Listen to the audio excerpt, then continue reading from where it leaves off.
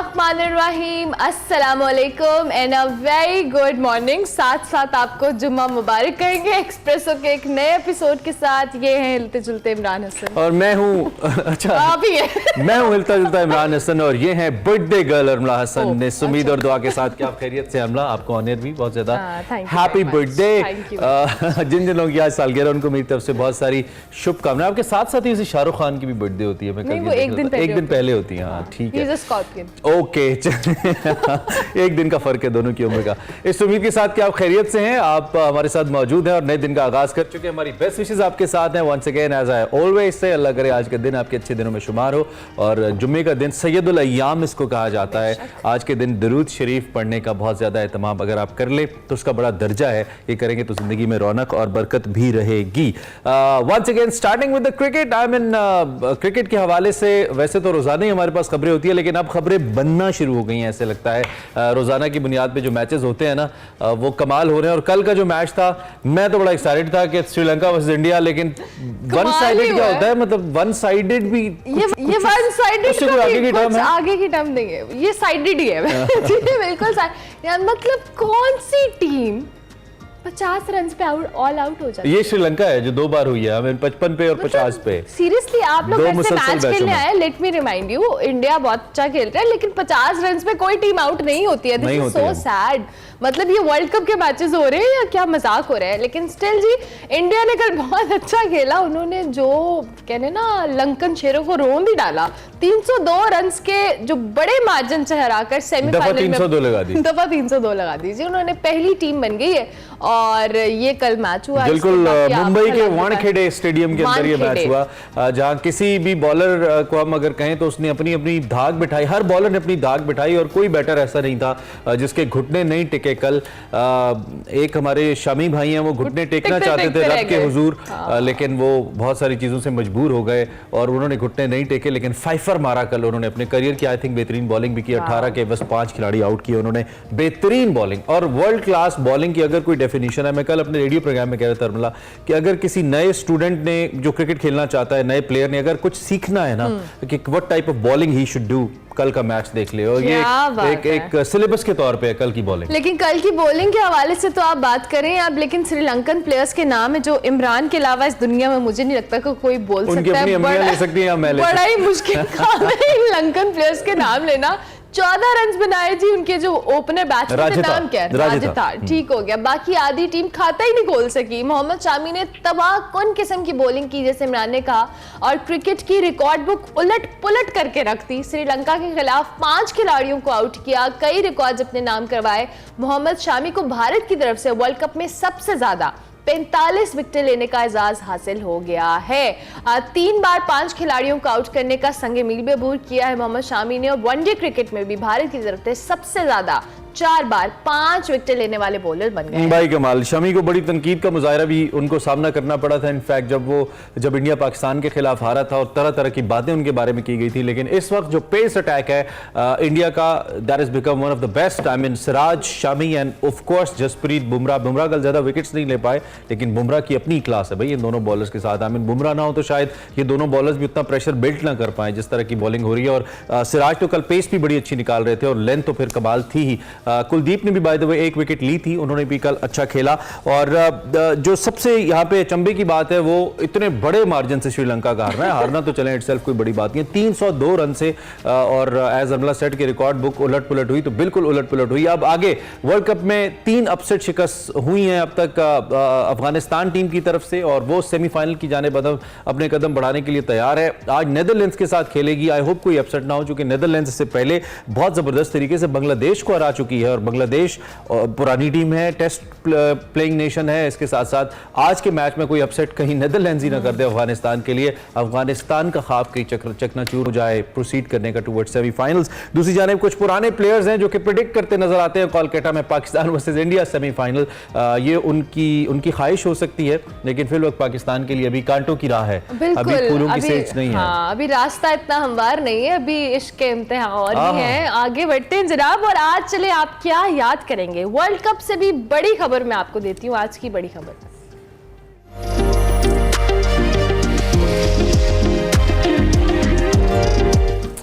तो आप देंगे, मैं दे दूं? नहीं आप दें। चले, अगर मगर चूंकि चुनाचे कब कैसे कहां क्या, ये इलेक्शन के बारे में हो रहा था कि क्या होंगे, तो हम आपको बता रहे हैं कि होंगे अब तक की खबर के मुताबिक 8 फरवरी को होंगे। चले क्या याद करेंगे, तारीख भी दे देते हैं आपको। नहीं, यू नो दैट कल ख्वाजा आसिफ भी लगे कल ये मुहिम्मा हलवा भी देखिए, ख्वाजा आसिफ साहब ने 2 दिन पहले कहा था, हमने आपको ख्वाजा आसिफ की बात कल बताई थी और आज तारीख आ गई। तो इसका मतलब ये है कि कहीं ना कोई कॉन्फिडेंस का लफ्ज में इस्तेमाल करूंगा इन्वर्टेड कॉमर्स के अंदर, वो तो मौजूद है ना, सेंस ऑफ कॉन्फिडेंस के बातें सामने आ जाती हैं। खैर, इस वक्त जो ये गैर यकीनी के बादल थे ये छटते नजर आते हैं। सदर मुमलिकत आरिफ अलवी और इलेक्शन कमीशन ने इत्तफाक राय से इलेक्शन की तारीख का ऐलान किया है। सुप्रीम कोर्ट ने इसमें जरूर अपना रोल प्ले किया।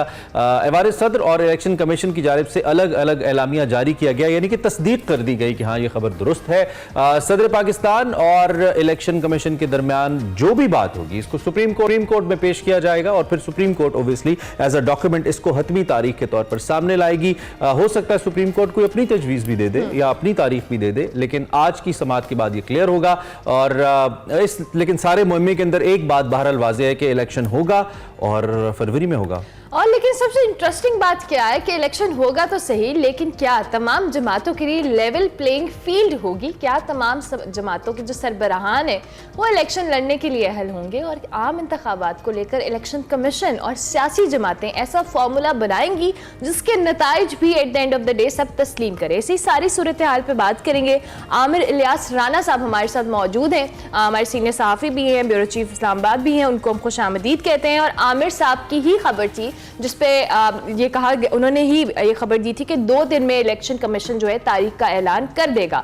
सो आमिर साहब, सबसे पहले तो थैंक यू वेरी मच। सबसे पहले तो अपना सोर्स बताइए और बहुत शुक्रिया कि ये आपने हमारे लिए जो क्यूरियोसिटी की सी कैफियत थी कि अगर मगर कब कहाँ क्यों कैसे ये इलेक्शन कब होंगे, अब ये तो बिलाखिर इलेक्शन कमीशन और सदर मुमलिकत की मुशावरत से जो भी मामला तय पा गया कि 8 फरवरी को होंगे। अब आप ये बताएं कि ये 8 फरवरी को जो इलेक्शन होंगे ये सियासी जमातें अब इन इलेक्शंस को भी मानेंगी? बहुत शुक्रिया आपका। सियासी जमातें उसी तरह मानेंगी जिस तरह माजी में मानती रही हैं। जो जीत गया वो कहेगा कुछ बेहतर हो गया और मुझे सब कुछ मिलना चाहिए था, और जो हार जाएंगे वो कहेंगे कि सारी धांधली थी, मैच फिक्स था, पहले से सेट था। क्योंकि हमारे जो हालात हैं वो तकाजा यही करते हैं कि हमने शिकस्त तस्लीम नहीं करनी। वो हमारे खिलाड़ी जो इस वक्त नेक्स्ट स्टॉप अडयाला का गाना बना के वहीं पे गाना बजा और सुन रहे हैं, अब वो स्पोर्ट्समैन स्पिरिट का मुजाहरा करने से बतौर वजीर आजम भी महरूम रहे। उनको ऑफर की आसिफ अली जरदारी, शहबाज शरीफ ने कि मिसाक मईशत कर लें। उनको चाहिए था कि वजीर आजम बनने के बाद बड़े भी बनते और मामलात को लेके चलते और आज यहाँ ना पहुंचते बल्कि पाकिस्तान की तारीख बदलते। वो उस्मान बुजदार और महमूद खान न ढूंढते केपी और पंजाब का मजीद बेड़ा गर्क करने के लिए, क्योंकि खुद तो वो जानते नहीं थे और उनके पास जो टीम थी उसको उन्होंने लगाया नहीं। वहां उन्होंने चुने लोग जिसके नतीजे में आज हो गई तबाही। अब मामला ये है कि अगर हम कोई प्रेडिक्ट करते हैं तो 2-3 चीजें उसके सामने होती हैं। एक तज्जिया है, मुशाहिदा है और फिर लोगों के साथ राब्ता है। अब ये है कि उनको अगर अपनी पार्टी बचानी है तो सबक सीखना चाहिए। जितने माजी के हुक्मरान थे तो क्या उन्होंने अपनी हुकूमत, आप एसेट्स कह लें, अपनी फौज कह लें, उनके ऊपर हमले किए, इतराज़ात सबने किए, तंज भी किए, तनकीद के नश्तर भी चलाए, लेकिन ये हमले नहीं किए जिसकी बुनियाद पे उनके साथ स्टेट में कोई बंदा बात करने के लिए तैयार ही नहीं है कि भाई ये बंदा क्या चीज़ है कि एक हुकूमत गई है और बदले में वो क्या क्या करने पे उतरा है। ये नवाज शरीफ अगर 4थी दफा बनते हैं, उनको चांस बनता है, या बेनजीर भुट्टो मरूमा 2 दफा वज़ीर आज़म बनी थी, 3री दफा बनने के लिए आई थी, तो क्या उन्होंने अपने पाकिस्तान पे हमला कर दिया था? नहीं किया था। राब्ते भी होते हैं, तनकीद भी होती है।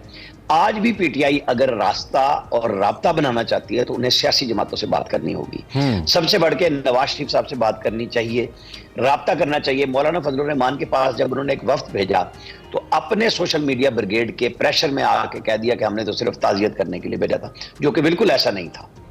मौलाना फजलुर रहमान ने भी खुल के कह दिया और कुछ लोगों ने हम सबसे ऑफ द रिकॉर्ड बताया कि वहां हम क्या करने गए थे। ऐसे नहीं हुआ करता। सियासी जमातों के अंदर पीपल्स पार्टी और नून में क्या क्या लड़ाइयां नहीं हुई थी, मिसाके जमहूरियत हुआ, और आजकल क्या कर रहे हैं? यही राजनीति का खेल है। ये सब इक्तदार में हिस्सा लेने का खेल है। ये मस्जिद में तावीज बांटने या कुरान पाक पढ़ाने के लिए रास्ता नहीं ढूंढ रहे, ये सब इक्तदार का रास्ता ढूंढ रहे हैं। और उसके लिए ये जरूरी है कि एक मेल जोल हो और बर्ताव वो होना चाहिए कि कल को फिर मिल बैठे। अब हम आज वहां फंसे हैं जहां पे हर बंदा जहालत का मुजाहरा कर रहा है, सियासत के नाम पे जो गाली का तस्वर बन गया हुआ है कि मुखालिफ की बात नहीं बननी, यही हमारे मुल्क का नहीं है। अच्छा, सबसे ज्यादा जो इबहाम या सबसे ज्यादा सवाल, इसमें तो कोई शक नहीं है कि अगर मुल्क में पॉलिटिक्स रही है तो वो दो जमातों की रही है रिसेंट पास्ट के अंदर, that was obviously PTI and PMLN. ये दो और सिलसिला सारा तख्ते पंजाब का था, जहां पे बड़ा मिनिमम सा मार्जिन था सीट्स का। पिछली हुकूमत के बारे में हम अगर बात करें, एमपीएस की जो मैं बात कर रहा हूं, इस दफा भी हम अगर पंजाब की बात करें तो पंजाब ही बैटलफील्ड है मेनली, जहां से डिसाइड होना है। कल सिकंदर सुल्तान राजा साहब ने भी कह दिया कि बैलेट पेपर के ऊपर बल्ला होगा। एक तो ये बात क्लियर हो गई। इससे पहले काकड़ साहब केयर टेकर प्राइम मिनिस्टर भी कह चुके हैं कि पीटीआई वुड बी देयर। ये नून लीग के लिए कितनी बड़ी तशवीश, पता नहीं लफ्ज में यूज कर सकता हूं, चैलेंज यूज कर सकता हूं, होगा, क्योंकि बहरहाल एक ऐसी पार्टी से उनका सामना है जिसने पंजाब के अंदर आके उनकी जो राजनीति, आपने लफ्ज इस्तेमाल किया, उसको चैलेंज किया था और फिर पंजाब के अंदर हुकूमत की उन्होंने। तो नून लीग के लिए ये कितना बड़ा चैलेंज है व्हेन बल्ला is there on the ballot paper, number 1। और दूसरा, मुख्तसर सा जवाब इसका भी एंड पे दे दीजिएगा कि क्या 8 फरवरी से मुराद अगले साल के दूसरे महीने की 8 तारीख ही है? दो चीजें आपने कहा। पिछली दफा पंजाब में अगर शहबाज शरीफ उस वक्त जनरल बाजवा के प्रेशर में ना होते तो पंजाब की गवर्नमेंट फिर भी शहबाज शरीफ बना लेते। तमाम एमपीएस जो आजाद जीते थे वो चाह रहे थे कि वो नून में जाएं, उन्होंने राब्ते किए, ये जवाब नहीं देते थे। ये कोई छुपी हुई बात नहीं है। हाँ, आज नवाज शरीफ कभी भी ये नहीं चाहेंगे कि पीटीआई पार्टी के तौर पे मौजूद ना हो। पीटीआई की वोट और सपोर्ट है। मैंने जो बात आपसे अभी पहले सवाल के जवाब में कही कि उन्हें रास्ता सियासत का लेना होगा, ये रास्ता किसी और जमात ने नहीं देना, वो उनकी लीडरशिप को लेना है कि अपने कायद, अपने चेयरमैन को मनाएं। नवाज शरीफ आए थे, जेल चले गए मरियम नवाज के साथ। उन्होंने शहबाज शरीफ को, जब साकिब निसार साहब ने सुप्रीम कोर्ट के 11 रुकनी बेंच के फैसले को 3 रुकनी बेंच से बदला, तो उन्होंने शहबाज शरीफ को पार्टी का सदर बना दिया कि जाए जी इलेक्शन लड़ लें। ये एक छोटा सा नुकता है, आप इजाजत दें तो मैं एक छोटा सा नुकता है। नवाज शरीफ साहब से जब आप के हमारे कुछ सीनियर सहाफी दोस्तों ने मुलाकात की लंदन के अंदर, उनको जब मैं सोहेल वड़ाई साहब का जिक्र कर देता हूं, उन्होंने लिखा है अपने कॉलम के अंदर कि जब मैंने मफाहमत की बात की तो नवाज शरीफ साहब के ख्यालात का जो ख्याल था वो सियासतदान नहीं समझते बहुत सारी बड़ी सियासी शख्सियात जो हैं मुल्क में। उन्होंने कहा कि उनका जो तर्ज अमल है वो सियासी नहीं है, इसलिए वो शायद रियायत के मुस्तहिक नहीं है। कुछ इस तरह के ख्यालात नवाज शरीफ साहब रखते हैं एज पर सम सीनियर जर्नलिस्ट। तो फिर उसके बावजूद आपको लगता है कि he will accept bat to be on the ballot paper? दो चीजें हैं। सोहेल वड़ाइच का आपने नाम लिया। सोहेल वड़ाइच ने जो लिखा था वो लिखा था जब मैं 2 साल पहले मिला था। अच्छा।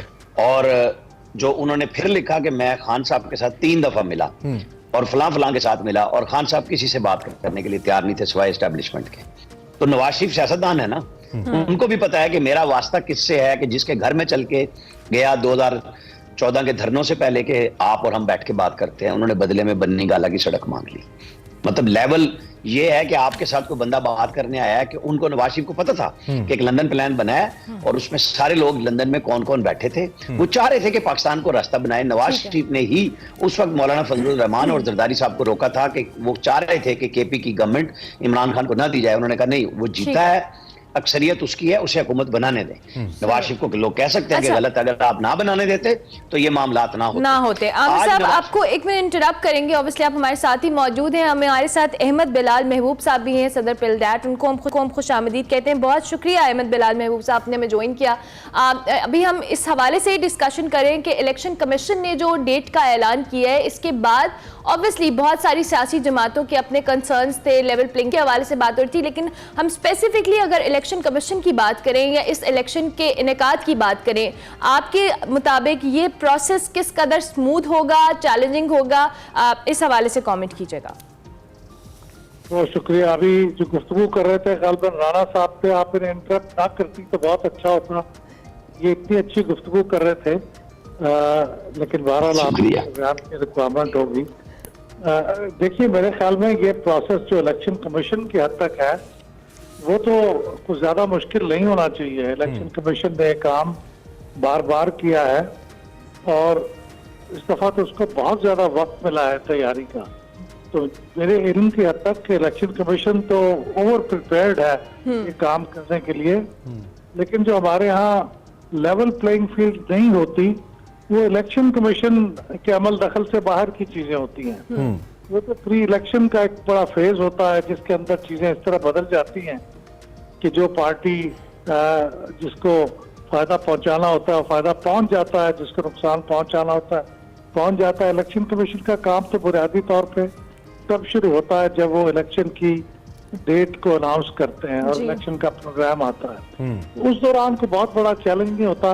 अमूमन हमारे यहाँ अब इलेक्शन को सबोटैच करने का तरीका 1977 के बाद ये बदल गया है कि वो इलेक्शन डे पे इतनी ज्यादा कोई खराबी नहीं होती, वो तो ठीक ही हो जाता है। जो काउंटिंग का मरहला होता है, जो इससे पहले पार्टियों को कमजोर करने का मरहला होता है और बाद में जो जोड़ तोड़ के जरिए हुकूमत बनाने का मरहला आता है, उसमें गड़बड़ होती है। उसमें इलेक्शन कमीशन का काम कोई नहीं होता। तो अहमद, वही आपने इशारा तो कर ही दिया। वैसे फरवरी के पहले वीक में धुंध तो नहीं होती, खत्म हो जाती है, रहती है अहमद बिलाल साहब? ये धुंध जब चाहें और जिस वक्त चाहें बुलाई जा सकती। ये धुंध तो ऐसी है कि जिसके लिए उसकी इंटेंसिटी कितनी होगी और वो किसको अफेक्ट करेगी, ये सब कुछ आप ऑर्डर कर सकते हैं। मेड टू ऑर्डर होता है। अच्छा, एक बड़ा अहम, ये कल वैसे सुप्रीम कोर्ट ने भी चूंकि इंटरवीन किया और आज हतमी डेट बहरहाल सुप्रीम कोर्ट ने देनी है। दूसरी जानिब सुप्रीम कोर्ट ने बहुत शदीद एतराज़ात, खास तौर पे जो जस्टिस अतर मिनल्ला साहब हैं मुअज़्ज़ज़ जज, उन्होंने बड़ा कैटेगोरिकली कल जो कंडक्ट था इलेक्शन कमीशन का उसके ऊपर सवाल उठाया। इलेक्शन कमिश्नर का सदर मुमलिकत से ना मिलना, उसके ऊपर भी उन्होंने सवाल उठाया और बाकायदा तौर पर, और सदर मुमलिकत के हवाले से भी उन्होंने कहा कि फ्रॉम 7 नवंबर ये आर्टिकल 6 का इतलाक हो सकता है अगर इंप्लीमेंट नहीं होता जो कॉन्स्टिट्यूशनल रिक्वायरमेंट है इसको लेकर। आप सुप्रीम कोर्ट के इन रिमार्क्स को जो इलेक्शन कमीशन के बारे में थे about the conduct of election, आप इसको कैसे देखते हैं? देखिए, रिमार्क्स तो रिमार्क्स होते हैं, उनकी कोई इम्प्लीमेंटेबल वैल्यू तो नहीं होती कि उसकी बुनियाद पे कोई एनफोर्समेंट होगी। और वो बाज़ का ऑफ द कफ बातें कही जाती हैं जो कई दफा उसके पीछे कोई बड़ा सब्सटेंस नहीं होता। तो इसलिए मैं ख्याल उनको ऐसे ही लेना चाहिए। लेकिन मुझे अफसोस ये है कि इलेक्शन कमीशन ने चंद चीजों के बारे में जो कॉन्स्टिट्यूशनल इंटरप्रिटेशन करनी थी, जो बहुत जरूरी थी, वो नहीं की। उन्होंने अपने, ज़ाहिर है उनका हुक्म जो है उसकी तामील सब करते हैं, तो उन्होंने अपना हुक्म दे दिया, उसकी तामील हो गई, वो सब कर लिया। लेकिन ये चीजें दरमियान में रह गई कि क्या इलेक्शन की डेट देना सदर ममलकत का इख्तियार है इन हालात में, जबकि सदर ममलकत ने आर्टिकल 58(2) के तहत अपनी असेंबली को बर्खास्त ना किया हो। इसी बुनियाद पे इलेक्शन कमीशन ने इनकार किया था ना कि सदर को इख्तियार नहीं जी। तो उसकी इंटरप्रिटेशन होनी चाहिए थी। वो इंटरप्रिटेशन नहीं हुई। गालबन ये बेंच कर भी नहीं सकता क्योंकि ये 3 रुकनी बेंच, उसके लिए आप, मेरा ख्याल है election supreme court practices and procedures act के बाद आप 5 रुकनी बेंच इंटरप्रिटेशन कर सकता है। लेकिन इंटरप्रिटेशन बहुत जरूरी है। ठीक है। और सवाल ये भी है कि ये जो वजीर सदर ममलकत है वो अगर कोई डेट देंगे तो क्या वो वजीर आजम के मशवरे के ऊपर मबनी होगी या खुद अपनी मर्जी से डिस्क्रिप्शन दे सकते हैं, ये भी वाजे नहीं है। तो इसलिए, और फिर ये कि ये जो हल्का बंदियों का मामला था, क्या हल्का बंदियों के की वजह से इलेक्शन को डिले करना वाकई जरूरी था? आर्टिकल 51 में तो ठीक है अहमद। तो ये सारी चीजें नहीं की, इसलिए ये तशना रह गया मामला। लेकिन डेट मिल गई, बहरहाल ये था। चले ठीक है। Thank you very much for joining अस। बहुत शुक्रिया, आपने हमें वक्त दिया। आमिर इलियास राणा साहब सीनियर तजियाकार हमारे साथ मौजूद हैं। एक तो आपने गुफ्तगू भी सुनी होगी अहमद बिलाल साहब की। दूसरा, आमिर साहब, अब मेरा जो बतौर सियासी इस प्रोसेस के एक तालिब इल्म के ये कंसर्न है वो ये है कि 8 फरवरी के बाद इन केस अगर इलेक्शन उस तारीख को होते हैं तो फिर कोई रहे जो भी सेटअप सामने आए वो एक अच्छा रिप्रेजेंटेटिव अवाम का सेटअप हो और फिर दोबारा हम धरने ना देखें, जलसे ना देखें, शिकायत ना देखें। ये मेरी ख्वाहिश है बतौर पाकिस्तानी, आपकी भी होगी। इसको यकीनी बनाने के लिए क्या कोई मजीद बड़ी तब्दीली एक्सपेक्ट करें हम, चाहे वो इलेक्शन कमीशन में हो या कहीं और? चूंकि मौजूदा चीफ इलेक्शन कमिश्नर के ऊपर मुल्क की एक बड़ी सियासी जमात मुसलसल इल्जामात लगाती रही है, नाम लेके कहती रही है, उनको बुरा भला भी कहती रही है इनफैक्ट। तो इनकी मौजूदगी में अगर इलेक्शन होते हैं तो क्या वो लेवल प्लेइंग फील्ड वाला फिनोमिनन बरकरार रहेगा या इलेक्शन उनके हक में भी हो फिर भी कहेंगे नहीं जी नहीं, हमें वो नहीं मिला जो हमें चाहिए था? पाकिस्तान की जमहूर बटालियन नहीं है कि अबाउट टर्न और जैसे थे वैसे हो जाएं, ऐसे नहीं होता।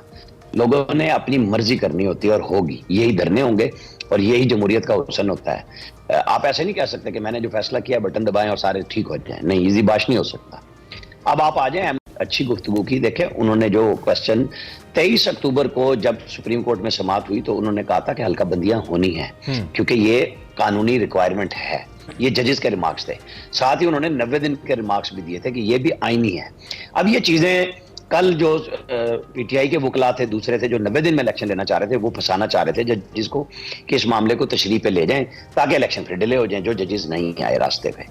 और मेरी बड़ी अपनी ओपिनियन है इस पे कि सदर मुमलिकत के पास कोई इख्तियार नहीं था। अगर वो असम्बली तोड़ते कि जब कोई एतमाद का वोट ना ले सकता, वो असम्बली तोड़ते तो 48(5) के तहत वो तारीख दे सकते थे। अब यहाँ इख्तियार उनका था ही नहीं, ये इलेक्शन कमीशन का था। जो आपने बात की इमरान खान साहब जिसको धमकी लगाएं वो लेट जाए, ये भी कोई बात नहीं है। वो आईनी इदारे के सरबराह हैं, ना वो सुप्रीम कोर्ट के मातहत हैं, ना वो सदर मुमलिकत के मातहत हैं।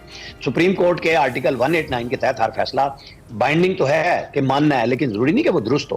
उस पर नजरसानी भी होती है, अपील भी होती है। उन्होंने डायरेक्शन दी कि आप मिलें सदर से। उन्होंने लिख के खत लिखा कि हम सुप्रीम कोर्ट के ऑर्डर पे, कहने पे आपसे मिलने आ रहे हैं। वो कोई अपनी कानूनी पोजीशन पे नहीं गए थे। ये क्वेश्चन है, ये कल को तय करना होगा और सुप्रीम कोर्ट ही तय करेगी, क्योंकि हमारे यहाँ सियासतदानों की रविश में तो है नहीं कि मामलात को पार्लियामेंट की सतह पे तय करें, तो वो अदालतों के जरिए और अदालतों के कंधों पे जाते हैं। बहरहाल एक अच्छी बात है, इलेक्शन आ रहा है, डेट आ चुकी है, उसके ऊपर सिर्फ एक बाइंडिंग ऑर्डर आज अदालत जारी करेगी कि अब दोनों ने मुश्तरका तौर पे कर दी है। चूंकि वो उस क्वेश्चन पे अगर चले गए तो 2 दिन पहले जो नैब में उन्होंने ऑब्जर्वेशन दी थी कि आईनी तशरीह 5 रुकनी बेंच करेगा, तो वो ये ऑर्डर नहीं कर सकेंगे। लिहाजा वो भी यही चाह रहे हैं कि स्मूथ सेलिंग हो, इलेक्शन हो, लोग प्रोसेस में चले जाएं जमहूरियत के। IMF आपके साथ बैठा हुआ आके मुज़ाकरात करने, दुनिया आपकी तरफ देख रही है कि आप तमाशा बनेंगे या कोई रास्ता बनाएंगे। रास्ता बनता हुआ नजर आ रहा है। और हमारे रियासती इदारों को, जैसे कल सुप्रीम कोर्ट के चीफ जस्टिस के साथ 2 जजेस ने बालिग नजरी का मुजाहरा किया कि उन्होंने वकला के कहने की बजाय उन्होंने इलेक्शन की तारीख की तरफ चले गए। अब सियासतदानों को भी चाहिए कि मिलकर बैठ जाएं, जो प्रोसेस बनवाना है इलेक्शन की शफाफियत के लिए, उसमें फिर मदऊ करें फौज को, अदलिया को, कि जनाब आप भी बैठे आके कि ये सब एक टेबल पे आए और एक अच्छे इलेक्शन के जो सबके लिए एक्सेप्टेबल हो उसके लिए कोई सूरत हाल निकाली जाए। लेकिन दूसरी जानिब आमिर इलियास राणा साहब, कल पीपल्स पार्टी के फैसल करीम कुंडी साहब ने भी गुफ्तगू की थी हमारे साथ और उन्होंने भी अपनी रिजर्वेशंस का इजहार किया था। और इसी तरह से तहरीक इंसाफ के अली मोहम्मद खान साहब भी आए, उन्होंने भी रिजर्वेशंस का इजहार किया।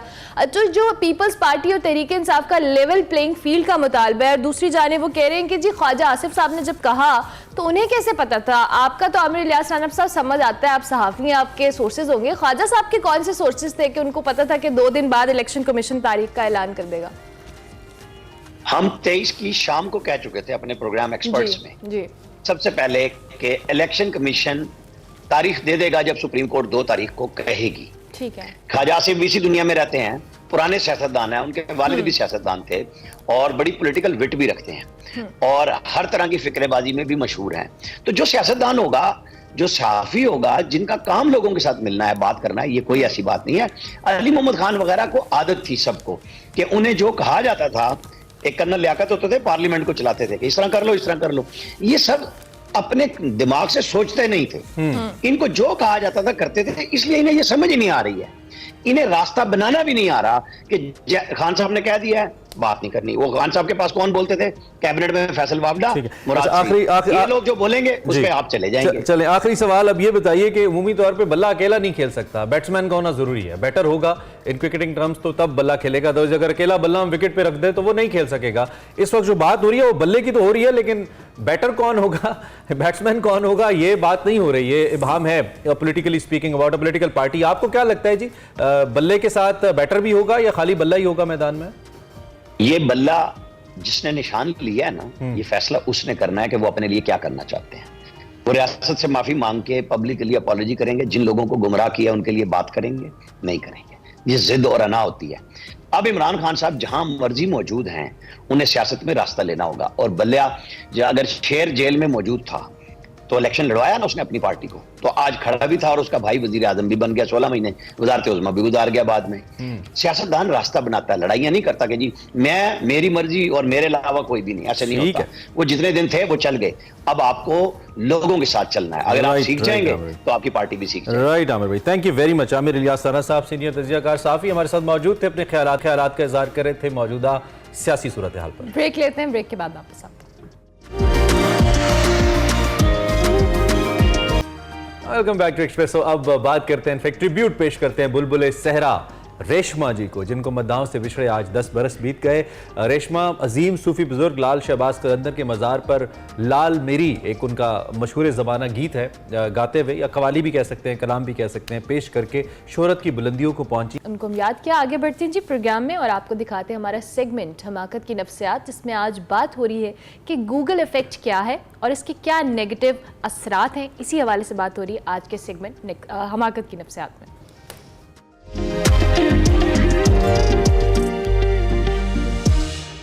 अस्सलाम वालेकुम नाज़रीन, मैं वकार अहमद और आप देख रहे हैं द साइकोलॉजी ऑफ स्टुपिडिटी यानी हिमाकत की नफ्सियात। बात करेंगे गूगल पर और गूगल के किरदार पर। गूगल का किरदार जो है वो क्या है, हमारी ज़िंदगियों पे इसके असरात क्या हैं। हम जानते हैं कि गूगल का किरदार जो है वो बहुत ही कमाल है। हमारी ज़िंदगी जो है वो गूगल डिपेंडेंट हो चुकी हैं और इसमें कोई शक नहीं है कि गूगल जो है वो रोज़मर्रा की ज़िंदगियों में दाखिल हो चुका है हमारी ज़िंदगियों में। 2006 में जो ऑक्सफोर्ड इंग्लिश डिक्शनरी है उन्होंने पहली दफ़ा इसको बतौर वर्ब के इस्तेमाल किया, गूगल इट, और उसके बाद गूगल जो है उसका किरदार जो है वो बहुत अहम होता चला गया। लेकिन 2011 की एक स्टडी है जो कि बेस्टी स्पैरो और उनके साथियों ने की, और पहली दफ़ा एक टर्म हमारे सामने आया गूगल इफेक्ट, जिसको डिजिटल एमनेशिया भी कहते हैं। और ये जो गूगल इफेक्ट है इसने पहली दफ़ा हमें बताया कि हमारी ब्रेन की और हमारे दिमाग की बहुत सारी ऐसी सलाहियतें हैं जो कि जंग आलूद हो रही हैं, ऐसी फैकल्टीज़ जो हैं वो शदीद मुतासिर हो रही हैं। किसकी वजह से? गूगल की वजह से। तो इस पे बात करेंगे कि गूगल जो है वो किस तरह हमारी ज़ेन की कुछ सलाहियतों को बहुत बुरी तरह मुतासिर कर रहा है, और जो गूगल है उसका इस्तेमाल जो है वो किस तरह आपने करना है ताकि वो आपकी सलाहियतें जो हैं वो मुतासिर ना हों।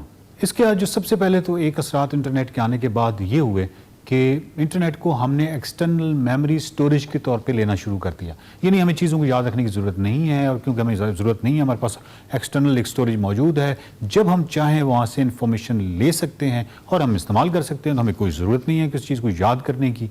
अब मैं आपको एक छोटी सी मिसाल देता हूँ। आप किताब जब पढ़ते हैं तो आप देखते हैं कि एक मुश्किल लफ्ज़ आ गया, और जब मुश्किल लफ्ज़ आता है तो आप उसको उसी ऑनलाइन वहीं पे डिक्शनरी से उसका जो लफ्ज़ का मतलब है वो देख लेते हैं, और जब वो देख लेते हैं तो उस वक्त उस फ़िक्रे का जो मानी है वो आपको मालूम हो जाता है, और उसके बाद आप आगे निकल जाते हैं। लेकिन वो लफ्ज़ आपको याद नहीं रहता, और जब वो याद नहीं रहता और जब दोबारा कभी वो लफ्ज़ सामने आए तो फिर दोबारा से आप डिक्शनरी या वो इस तरीके से ऑनलाइन उस लफ्ज़ का मतलब देख लेंगे और फिर अपना काम करते चले जाएंगे। लेकिन वो जो लफ्ज़ को याद करना, लफ्ज़ के मानी को याद करना, ये एक ऐसी फैकल्टी थी जो कि आपको किताब पढ़ने पर और आपको रवानगी से जो रीडिंग है उसकी एक सहूलत दिया करती थी।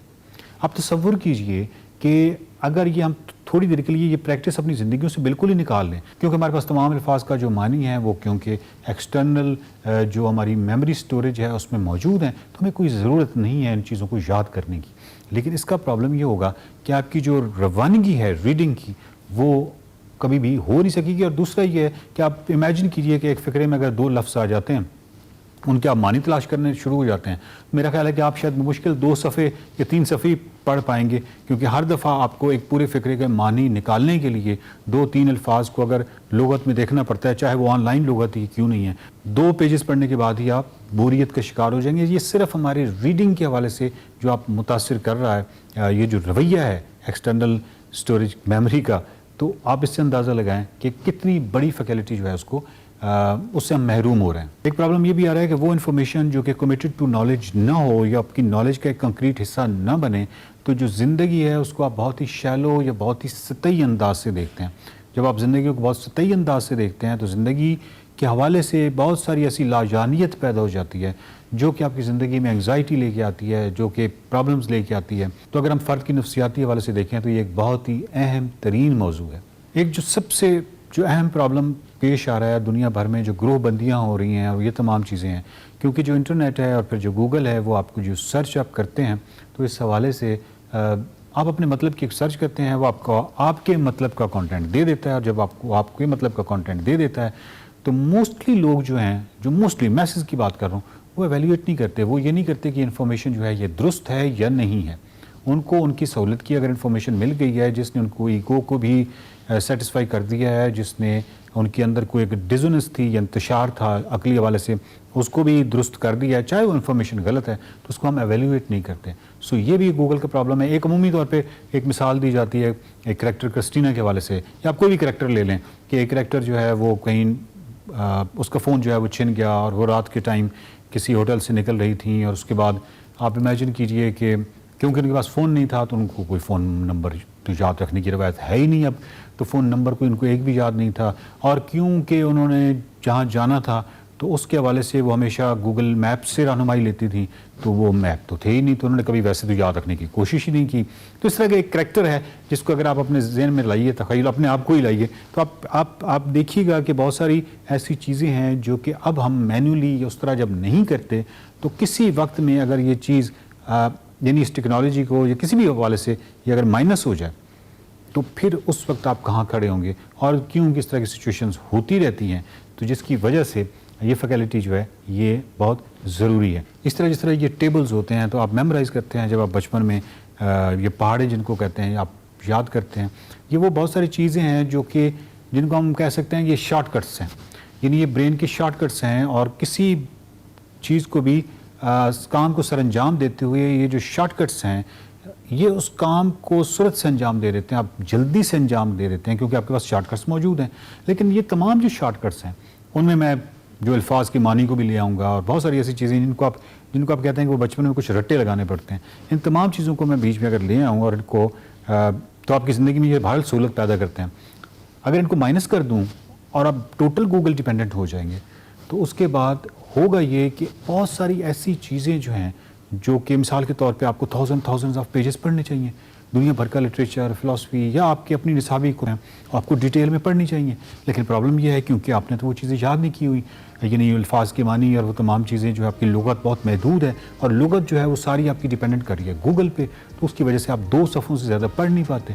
जबकि अगर वो ये फैकल्टी आपके ब्रेन के अंदर ही हो या आपकी सलाहियत आपके अंदर ही हो तो आप हो सकता है कि डेली आप 100 सफ़ा या 70-80 सफ़े जो हैं वो रोज़ाना आप पढ़ लें। तो सिर्फ अगर इस मिसाल को ही हम सामने देखें तो हमें आइडिया होता है कि जो गूगल इफ़ेक्ट है वो किस बुरी तरह ह्यूमन जो फैकल्टीज़ हैं उनको मुतासिर कर रहा है। गूगल इफ़ेक्ट जो है इस पर बात जारी रखेंगे और अगले हफ्ते फिर मुलाकात होगी इसी सेगमेंट में। देखते रहिए the psychology of stupidity. Welcome back to Expresso program में बात करेंगे गैर कानूनी तौर पर मुल्क की जो तारिकीन वतन है उनके खिलाफ ऑपरेशन जारी है। हुकूमती मुद्दत जो है वो ख़त्म हो गई है और गैर मुल्कियों की मुल्क बदरी को आज तीसरा रोज़ है। मुल्क भर से जो गैर कानूनी तौर पर गैर मुल्की है उनको गिरफ्तार करके सूबों में कायम होल्डिंग सेंटर्स में रखा जा रहा है जहाँ उनका इंदराज करने के बाद उनको मुल्क बदर किया जाएगा। मुख्तलिफ शहरों में जी पकड़ धकड़ भी सामने आ रही है। कैंप्स में ताज़ा तरीन सूरत हाल क्या है, हमने इस हवाले से 2-3 दिन से बात भी कर रहे हैं। हमारे नुमाइंदगान हमारे साथ मौजूद हैं। मोहम्मद अकरम हमारे साथ कोयटा से मौजूद होंगे, जबकि एहतशाम साहब हमारे साथ पेशावर से मौजूद होंगे। हम दोनों को खुशामदीद कहेंगे और इनसे ताज़ा तरीन सूरत हाल। ठीक है, पहले हम अकरम भाई से ही स्टार्ट कर लेते हैं। अकरम साहब, thank you very much for joining और सुबह खैर। ताज़ा तरीन सूरत हाल क्या है यहाँ पे कैंप्स में? क्या सिलसिला स्मूथली जारी है? कोई मसले मसाइल जो आप पॉइंट आउट कर सकें अब तक? जी हाँ जी बिल्कुल इमरान, ऐसा है कि जैसे ही मुल्क भर की तरह कोयटा और बलूचिस्तान के मुख्तलिफ इस्लाह में जो है गैर मुल्की गैर कानूनी तारकीन वतन के खिलाफ जो है ना डेडलाइन के बाद ऑपरेशन शुरू किया गया, तो कुछ ऐसे लोग थे जो अपने तौर पर जो है ना डेडलाइन से कबल ही जो है ना अपने अपने ममालिक की जानिब रवाना हो गए। लेकिन दूसरी जानिब जो सूबाई हुकूमत ने कोयटा समेत बलूचिस्तान के मुख्तलिफ इस्लाह में जब क्रैकडाउन शुरू किया तो उसके बाद जो है ना लोगों ने अपनी मदद आपके तहत भी जो है ना अपने ममालिक को जाना शुरू कर दिया। खसूसन कोयटा शहर में इस वक्त जो तादाद बताई जा रही है तकरीबन 38,000 के करीब जो है गैर मुल्की गैर कानूनी तारकीन वतन जो है अपने मुल्क को रवाना हो चुकी हैं। पाक अफगान चमन बॉर्डर के साथ साथ जो है ना किला सैफुल्ला और किला अब्दुल्ला और पशीन के इलाकों में जो होल्डिंग सेंटर्स कायम किए गए थे वहां पर भी जो है उन्हें पनाह दी जा रही है। और गुज़िश्ता रोज जो है निगरान वज़ीर इत्तलात ने जो मीडिया से बातचीत करते हुए कहा तो उनके मुताबिक बताया जा रहा था कि सिर्फ एक रोज में 10,000 के करीब जो है लोग जो है अपने तौर पर जो है चमन के रास्ते अफगानिस्तान रवाना हुए हैं। और इसके साथ साथ वो लोग जो कहीं ना कहीं पर कोयटा समेत और अतराफ के इलाकों में छुपे बैठे थे 572 ऐसे लोगों को गिरफ्तार करके पनाह गजीन कैंप में भी ले जाया जा चुका है। दूसरी जानिब अंदरून पंजाब से आने वाले ऐसे गैर मुल्की गैर कानूनी तारकीन वतन को भी बाकायदा तौर पर जो बसों के जरिए आ रहे हैं कोयटा और इसके साथ साथ अतराफ के इलाकों में बनाए जाने वाले होल्डिंग सेंटर्स में उन्हें वहां पर पनाह दी जा रही है। हाजी कैंप के पनाह गजीन कैंप में बाकायदा तौर पर जो है ना 1,000 के करीब ऐसे लोगों को रखे जाने की गुंजाइश है। इसके साथ साथ पशीन में भी बनाए जाने वाले कैंप में भी लोगों को बाकायदा तौर पर मुकम्मल जो है उन्हें तहफ़्फ़ुज़ भी फराम किया जा रहा है, सिक्योरिटी भी फराम की जा रही है। ख़वातीन के लिए अलहदा से वहाँ पर जो है रूम बनाए गए हैं, बच्चों के लिए अलहदा से, और जो बड़ी उम्र के लोग हैं उनके लिए अलहदा से रूम बनाए गए हैं। ज़िली हुकूमत ने कोयटा समेत बलूचिस्तान के मुख्तलिफ इलाकों में गैर कानूनी और जो है ऐसे लोग के खिलाफ ऑपरेशन को तेज कर दिया है। सिर्फ एक रोज में गुज़िश्ता रोज 572 लोगों को गिरफ्तार भी किया गया है, और वो लोग जो ऐसे लोगों को किसी न किसी तरह से तहफ़्फ़ुज़ देते। एक चीज क्लियर कीजिएगा कि जो लोग वॉलंटरीली आए हैं और वो लोग जिनको गिरफ्तार किया गया है, इन दोनों के साथ सलूक फिर एक जैसा ही होगा या जो गिरफ्तार किए गए हैं उनके साथ सलूक कुछ मुख्तलिफ हो रहा है? जी बिल्कुल इमरान, ऐसा है जो निगरान वजीर इत्तलात ने और कमिश्नर कोयटा ने हमारे साथ जो मालूमात शेयर की उसके मुताबिक उनका यही कहना है कि किसी के साथ कोई जोरी जबरदस्ती नहीं की जा रही। अच्छा। जो अपने तौर पर जा रहे हैं उन्हें भी अगर पनागज़ीन कैंप में रखने की गुंजाइश है तो उन्हें भी उसी तरह से रखा जा रहा है जिस तरह से वो लोग जो कहीं ना कहीं पर छुपे हुए थे उन्हें गिरफ्तार करके पनागज़ीन कैंप में रखकर और उसके बाद उनका बायोडेटा मुकम्मल करने के बाद उन्हें भेजा जा रहा है। तो दोनों के साथ जो है सलूक यकसा रखा जा रहा है। अच्छा मोहम्मद अकरम, आप हमारे साथ मौजूद रहिएगा। एहतशाम बशीर भी चूंकि हमारे साथ पेशावर से मौजूद है, उनसे भी हम तफसीलात जान लेते हैं। एहतशाम साहब, आप भी बताइएगा यहाँ पर होल्डिंग सेंटर्स की क्या सूरत हाल है? जो हुकूमत की मुद्दत खत्म होने के बाद जो ऑपरेशन के हवाले से कहा जा रहा था, क्या ताज़ा तरीन अपडेट्स हैं आपके पास? जी बिल्कुल, खैबर पख्तूनख्वा में भी गैर मुल्की तारकीन वतन की को जो है वापस भिजवाने का काम जो है जारी है। यहाँ पर जो है लंडी कोतल का जो एरिया है वहाँ पर जो है वो कैंप लगाए गए। इस तरह पेशावर में भी जो है वो कैंप लगाए गए हैं। अंगूर अड्डा का जो इलाका है वहाँ पर भी पाक अफगान सरहद के करीब जो है कैंप लगाए गए। वहाँ से गैर मुल्की तारकीन वतन जो है उनको भिजवाया जा रहा है। जिस कैंप में हम मौजूद हैं, रेगी में ये कैंप बनाया गया है। यहाँ पर जो कैदी हैं उनको यहाँ पर लाया जाता है और यहाँ पर उनकी स्क्रीनिंग करके उनका डेटा लेकर फिर उनको जो है वो पाक अफगान सरहद की तरफ भिजवाया जाता है। यहाँ पर तकरीबन बताया गया है कि 3 दिनों में 58 कैदी जो है मुख्तलिफ जेलों में जो कैद थे उनको यहाँ से फिर डिपोर्ट यहाँ से किया जा रहा है। जो डिप्टी कमिश्नर्स हैं पूरे सूबे को उनको हदायत की गई है कि जो डेडलाइन थी उनके गुजर जाने के बाद जो तारकीन वतन है वो वापस नहीं गए उनको जो है वो गिरफ्तार किया जाए और कैंपों में लाकर उनकी स्क्रीनिंग करके उनको वापस भिजवाया जाए। जो जा नहीं रहे या जिनको डेडलाइन गुजर जाने के बाद उनको फॉरेन एक्ट के तहत गिरफ्तार किया जाएगा, फिर उसका डेटा हासिल करके फिर उनको यहाँ से भिजवाया जाएगा। जो खैबर ज़िला खैबर का इलाका है वहाँ पर 3 कैंप लगाए गए हैं। वहाँ पर अफगान महाजरीन जो है उनकी तादाद काफ़ी ज़्यादा बताई जा रही है, जो अपने गाड़ियों में बच्चों से में सामान से में जो है वहाँ से जा रहे हैं। बताया गया है कि 24 घंटे के दौरान कल रात 12 बजे तक तकरीबन 1,48,000 जो गैर मुल्की तारकीन वतन हैं उनको वापस भिजवाया जा चुका है, जिनमें बच्चे भी शामिल हैं, खवातीन भी शामिल हैं। लोगों को अपनी गाड़ियां ले जाने की इजाजत है क्रॉस बॉर्डर?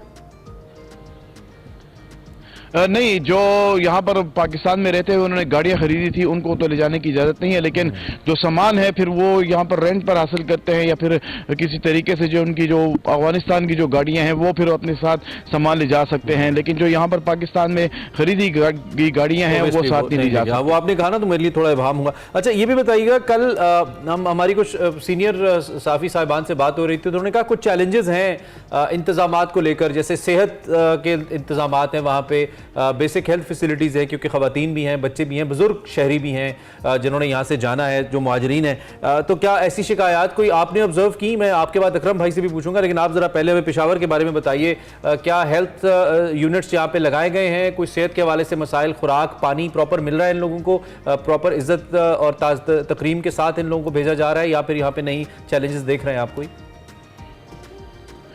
जी बिल्कुल, जब ये डेडलाइन से पहले ही न सिर्फ फेडरल गवर्नमेंट ने बल्कि खैबर पख्तूनख्वा की निगरान हुकूमत ने भी हदायत जारी की गई थी जो गैर मुल्की तारकीन वतन जाना चाहते हैं तो उनको मुकम्मल सहूलियात फराम की जाए। जिस कैंप में हम मौजूद हैं यहाँ पर भी हेल्थ फैसिलिटीज़ लगाई गई हैं। नादरा का अमला यहाँ पर मौजूद है, इसी तरह जो मुख्तलिफ हॉस्पिटल है, KTH यहाँ पर नज़दीक अस्पताल है तो उसका अमला भी यहाँ पर मौजूद है। उसके बाद स्क्रीनिंग के बाद उनको यहाँ पर भिजवाया जाता है। इसी तरह ज़िला खैबर में जो 3 कैंप लगाए गए हैं वहाँ पर भी भी इसी तरह की सूरत हाल देखी जा रही है। लेकिन जो वहाँ पर महाजरीन है, अफगान महाजरीन, उनका ये कहना है कि जो भिजवाने का प्रोसेस है वो थोड़ा सा स्लो हो रहा है, क्योंकि वहाँ पर जो है वो 3 इदारों के कैंप लगाए गए हैं। तो उनकी मुकम्मल स्क्रीनिंग के बाद उनका डेटा हासिल करने के बाद फिर इनको भिजवाया जाता है। तो वो बताया जाता है कि प्रोसेस थोड़ा सा स्लो है। प्रोसेस स्लो है, इस वजह से उनके तहफ़्फ़ुज़ात हैं। बहुत शुक्रिया एहतशाम बशीर आपका भी। मोहम्मद अकरम भी हमारे साथ मौजूद थे कोयटा से, और एहतशाम बशीर हमारे साथ पेशावर से मौजूद थे, और इनके मुताबिक कि जो प्रोसेस है उसके हवाले से आपकी इजाज़त से सिर्फ 20 सेकंड अकरम भाई से अगर पूछ, अकरम भाई ये हेल्थ वाली जो बात है जरा इस पे प्लीज बता दीजिएगा। हेल्थ फैसिलिटीज हैं वहाँ पे बुनियादी लोगों के लिए, बुजुर्गों के लिए, खवातीन और बच्चों के लिए?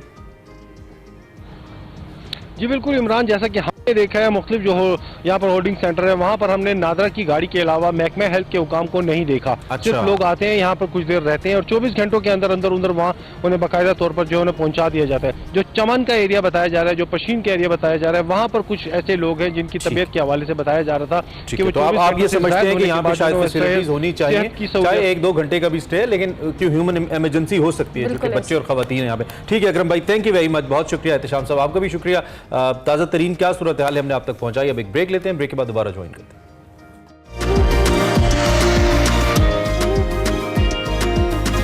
Welcome back to Expresso program के दूसरे हिस्से में आपको खुशामदीद कहेंगे। वक्त हुआ चाहता है आपको हमारा सेगमेंट फ्लैग्स दिखाने का, जहां पे आज सना हमायूं फॉर यू बैंड से आपकी मुलाकात करा रही हैं, जो कि अपने दौरे पर है पाकिस्तान में। मुख्तलिफ प्लेसेस का उन्होंने विजिट किया है। इस बैंड के मेंबरान स्लोवाकिया, हंगरी और कुछ और ममालिक पर भी मुश्तमिल हैं। सो इस बैंड ने कैसा पाया पाकिस्तान को और फ्लैग्स टीम ने उनको कैसा पाया, आपको दिखाते हैं segment.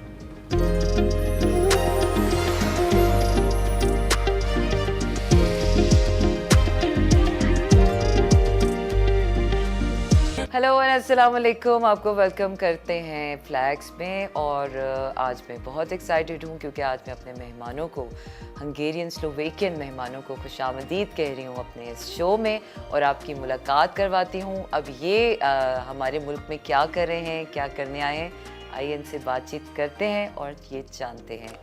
Hello and welcome to our show flags. And मैं आप सबको अपने शो फ्लैग्स में खुशामदीद कहती हूँ। And thank you very much for giving us time.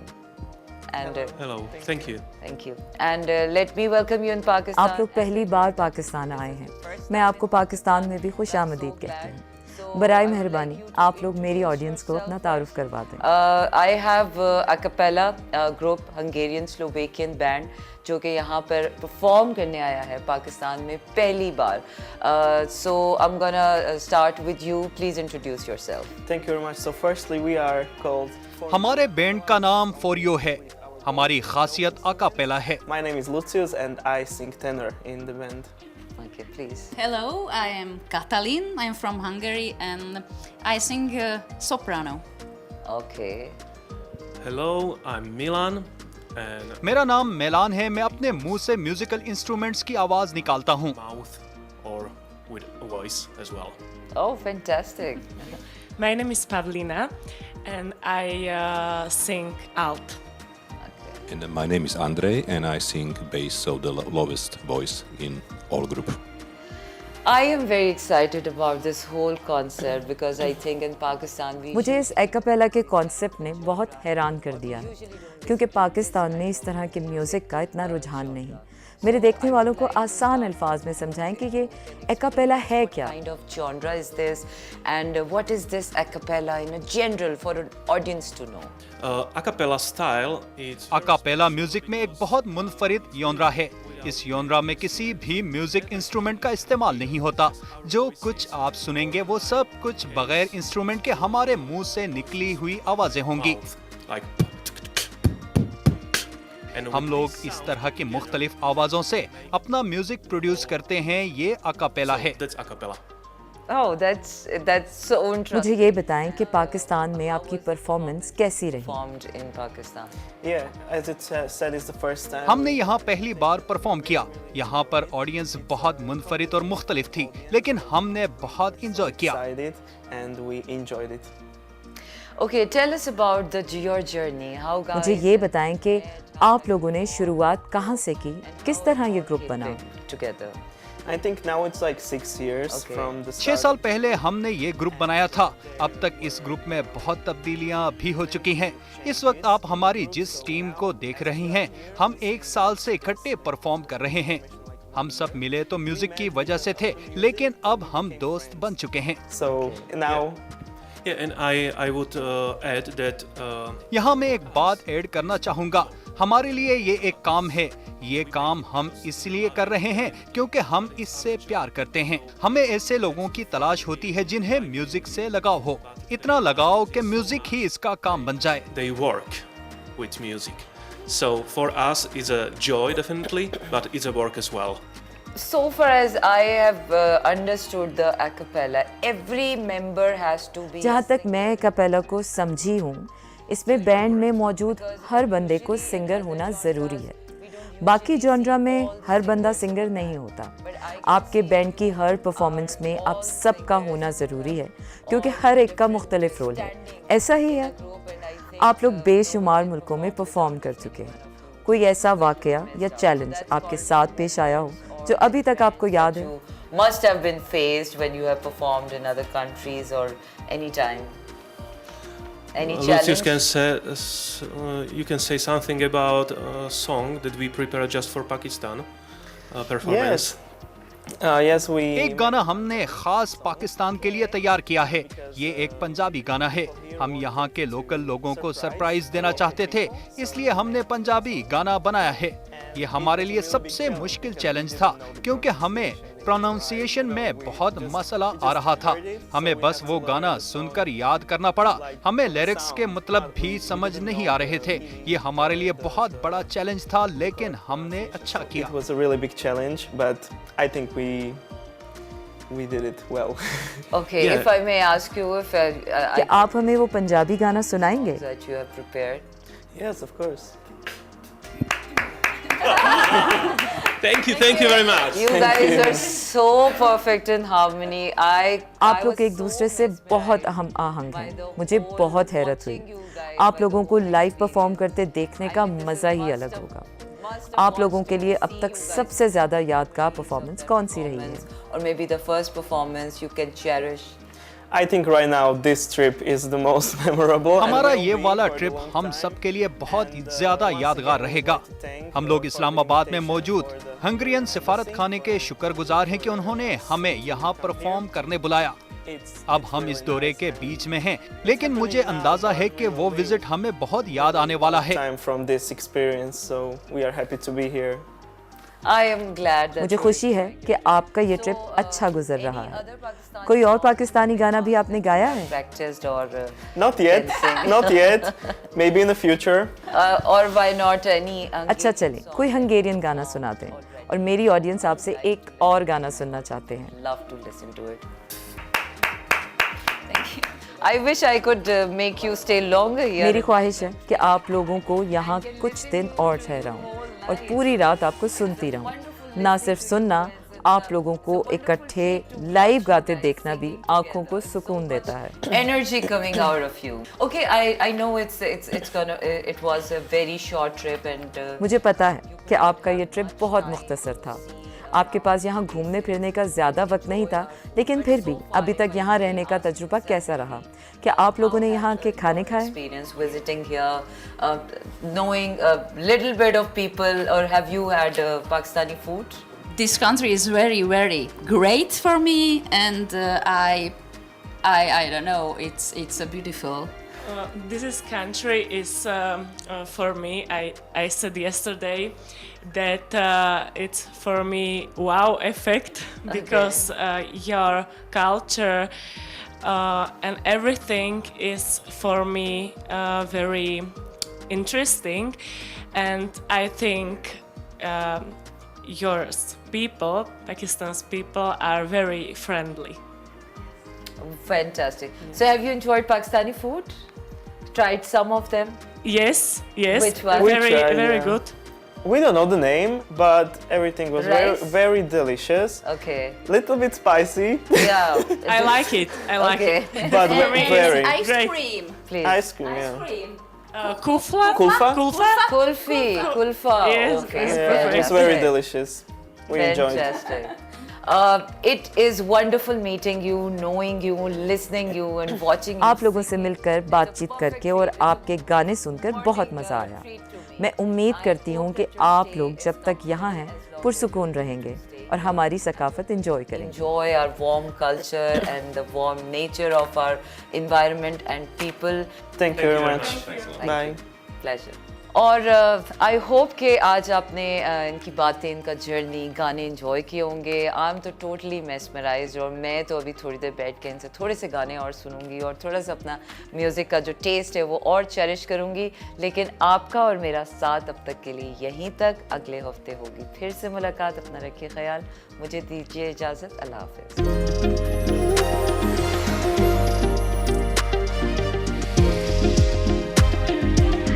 Welcome to Expresso cricket. हम बात कर लेते हैं कुछ न्यूजीलैंड और साउथ अफ्रीका के खिलाफ शिकस्त के बाद पाकिस्तान को एक बार फिर वर्ल्ड कप के सेमीफाइनल्स की दौड़ में वापस आने का मौका मिला है। हफ्ते को बेंगलुरु में बारिश का इम्कान भी मौजूद है। साबिक इंग्लिश कप्तान माइकल वॉन ने सेमीफाइनल के लिए एक ट्वीट किया और पाकिस्तान भारत मुकाबले की पेशगोई की। वैसे उन्होंने लिखा एनीवन क्वेश्चन मार्क भी डाला उन्होंने, यानी कि क्या मैं ये अकेला ही हूँ? तो अभी तक माइकल वॉन सर आप अकेले ही हैं क्योंकि अभी हम कुछ एक्सपेक्ट नहीं कर रहे। अभी कुछ एक्सपेक्ट नहीं करे भाई।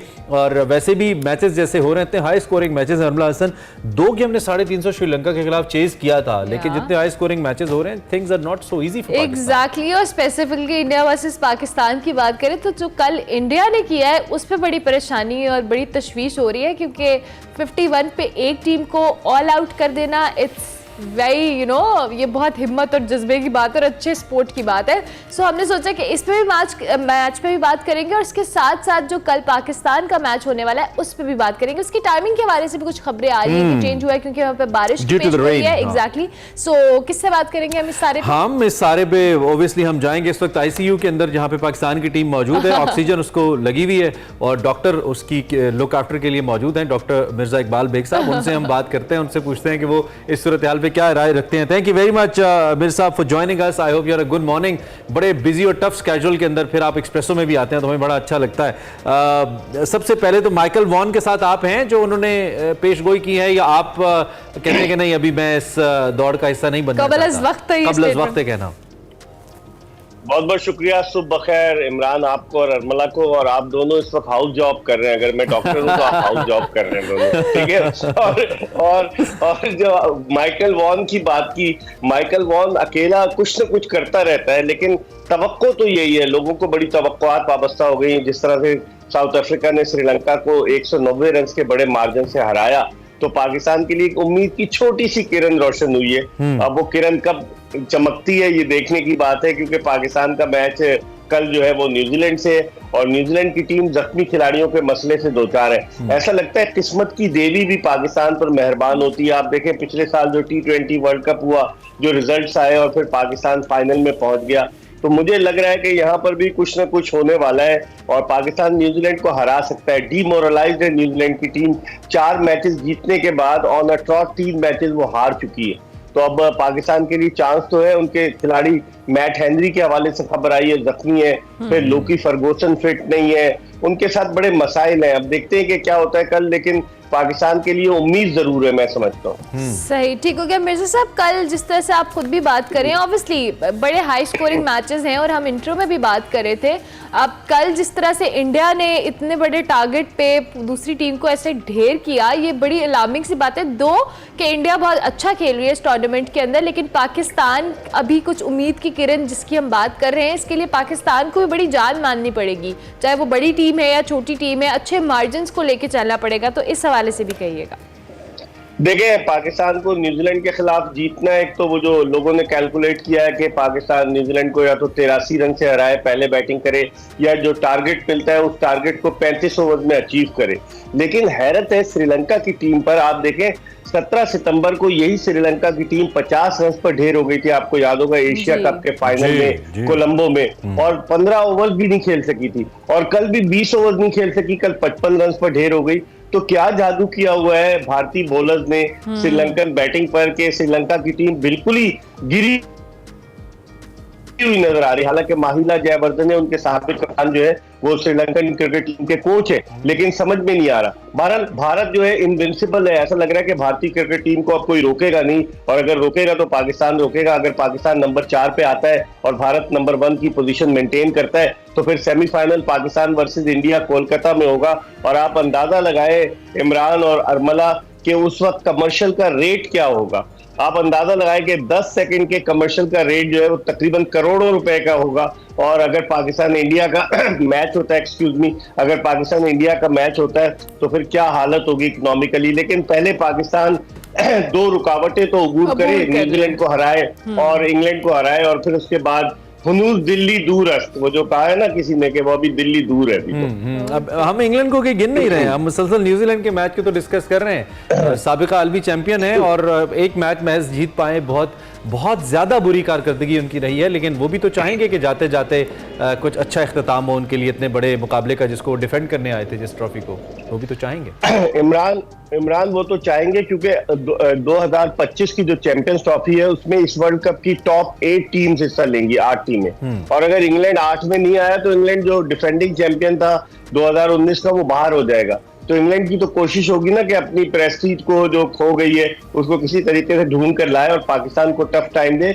आप आसान ना ले इंग्लैंड को, कोई भी मैच आसान नहीं है। आज अफगानिस्तान और नेदरलैंड का मैच है, अफगानी टीम के भी बड़े चांसेस हैं कि शायद वो सेमीफाइनल के लिए क्वालिफाई कर सके। 2 टीमें तो कंफर्म हो चुकी हैं, इंडिया और साउथ अफ्रीका, लेकिन बाकी 2 टीमों के लिए ऑस्ट्रेलिया भी इस रेस में, अफगानिस्तान भी है। कतई कलामी की बात है, ये जो आप अफगानिस्तान की बात करें, बड़ा अहम नुकता है। क्या अफगानिस्तान की सेमीफाइनल में पहुंचने की इक्वेशन भी उतनी ही टाइट है जितनी पाकिस्तान की है? ज्यादा इन दोनों में से ज्यादा कंपैरेटिवली कंफर्टेबल कौन सी टीम है, पाकिस्तान या अफगानिस्तान?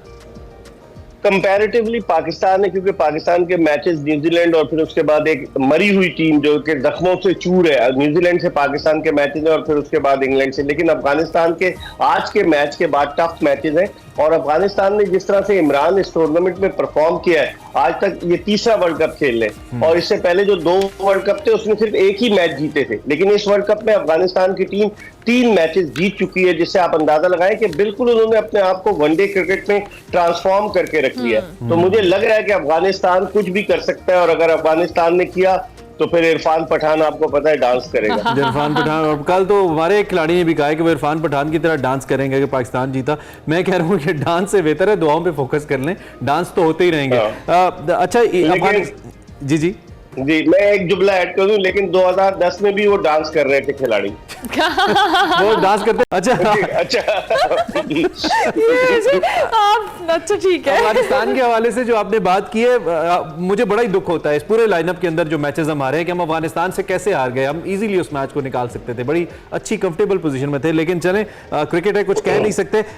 आगे बढ़ते हुए, अब आपने कहा कि 2 टीम्स तो कंफर्म है। ऑस्ट्रेलिया को आप कैसे देख रहे हैं पॉइंट्स टेबल के ऊपर, कितना इंप्रेसिव देख रहे हैं? देखिए इमरान, पाकिस्तान की टीम ऐसी टीम है जो आउट ऑफ फॉर्म टीमों को और आउट ऑफ फॉर्म बैट्समैनों को जो है फॉर्म में लेकर आती है। ऑस्ट्रेलिया को हम फॉर्म में लेकर आए, जो उन्होंने बेंगलोर में हमारी पिटाई की, और जो जिस तरह से डेविड वार्नर जो है वो फॉर्म में आए, तो ऑस्ट्रेलिया ने अब आहिस्ता आहिस्ता टेक ऑफ कर लिया। हालांकि मिचेल मार्श उनके जो ओपनर है वो फैमिली रीजंस की वजह से वापस चले गए, लेकिन ट्रेविस हेड आए ओपनर, उन्होंने भी परफॉर्म किया। तो ऑस्ट्रेलिया को आप रूल आउट नहीं कर सकते, ऐसी टीम है, फाइटर टीम है, और ऑस्ट्रेलिया जो है कुछ भी कर सकती है। मुझे लग रहा है कि ऑस्ट्रेलिया अपना पूरा जोर लगाएगा कि कम से कम सेमीफाइनल के लिए जरूर क्वालिफाई करे। ठीक है, सेमीफाइनल के लिए क्वालिफाई करे। अच्छा मिर्जा साहब, ठीक है, अब दूसरी जानिब अब जरा दोबारा से पाकिस्तानी टीम के ऊपर आते हैं। ऑब्वियसली आप लोग इन सारी चीज़ों को और इंग्लैंड को, न्यूजीलैंड को हमने डिस्कस किया, लेकिन पाकिस्तानी टीम अभी जो आगे मैचेस हैं, चाहे वो छोटी टीम से हैं या बड़े टीम से है, पाकिस्तानी टीम की जो परफॉर्मेंस है वो ऑब्वियसली हमारे लिए बड़ी इंपॉर्टेंट है, क्योंकि अभी जिस तरह बांग्लादेश में हमने कोई इतने मैचेस हारने के बाद एक दफ़ा हमारे अंदर जोश आया और हमने बहुत ज़बरदस्त परफॉर्म किया, ये जोश बरकरार रखना बड़ा ज़रूरी है, और उसके लिए टीम का मोमेंटम, ये सारी चीज़ें बड़ी मैटर करती हैं। How do you see this factor? जोश के साथ साथ अरमला होश की भी जरूरत है। खाली जोश ही ना दिखाएं। हम आपके शो की एंडोर्समेंट कर रहे हैं, आपको समझ नहीं आ रही जोश जगा देगी। मैं कहता हूँ होश उड़ा दे, जब पाकिस्तान हार जाता है तो कहते हैं होश उड़ा दे। ये भी होता है ना कि हम लोग जो है अगर दिमाग से खेले, हमारी टीम अब माशाल्लाह से और फिर कंट्रोवर्सी से निकल कर आई है ड्यूरिंग द टूर्नामेंट। ये आ गया जी पाकिस्तान जब हार गया कि ये टीम जो है बाबर आजम और इंजमामुल हक की टीम है, क्रिकेट बोर्ड ने डिसओन कर दिया उसको प्रेस रिलीज के जरिए, और फिर उसके बाद वही टीम जो है मैच जीत गई। जब हम टीम जीती तो फिर क्या सूरत हाल होगी, और वो टेक ऑफ कर रही है। मुझे लगता है लड़कों ने सुन लिया है। नहीं सुन लिया है, अच्छा खेल रहे हैं, बिल्कुल बिल्कुल। अच्छा मेरे साथ टाइम कम है, मैं जरा एक और बड़ा पब्लिक इंटरेस्ट का क्वेश्चन है पाकिस्तान क्रिकेट बोर्ड के हवाले से। आज सुना है ज़का अशरफ साहब के बारे में बड़ा इंपॉर्टेंट दिन है, आप चूंकि कनेक्टेड रहते हैं बोर्ड के मामलात में भी, और शायद आफरीदी साहब की एक बड़ी अहम मुलाकात अनवारुल्लाह काकड़ साहब से, केयर टेकर पीएम। आप बोर्ड के मामलात किस जानिब जाते देख रहे हैं, कोई खास बड़ी तब्दीली देख रहे हैं? देखिए ज़का साहब ने पूरा जोर तो लगाया और उनके लिए पॉलिटिकल बेसिस पर भी कि उनको वर्ल्ड कप के इख्तिताम तक रहने दिया जाए, लेकिन जो हालत है, कल जो आर्टिकल छपा है कि एक वेबसाइट ESPN क्रिकेट इन्फो पे आपने देखा होगा, तो लगता ही है कि सारी चीजें ज़का साहब के खिलाफ जा रही है और 4 नवंबर के बाद शायद वो PCB के चेयरमैन न रहे। शाहिद आफरीदी की महज इत्तलात है। पहले शाहिद आफरीदी की ये इत्तला थी कि इंटरम सेटअप में उनको सूबाई वजीर बराए बैनुल सूबाई राब्ता लगाया जा रहा है कि जिसमें वो खेलों को भी देखेंगे। तो मुझे लगता है कि शाहिद आफरीदी उस समत में चले जाए, कहीं वफाकी वजीर न बन जाए, जिस तरह हमारे दोस्त अनीक अहमद वफाकी वजीर बन गए। तो मुझे लग रहा है कि कोई ऐसी सूरत हाल है, लेकिन ज़का साहब is trying to survive himself, लेकिन बज़ाहिर मुश्किल नजर आता है। और इन केस अगर इस पॉइंट ऑफ टाइम पे ये तब्दीली होती है तो ये कैसी होगी क्रिकेट बोर्ड के लिए अगर ज़का साहब नहीं रहते?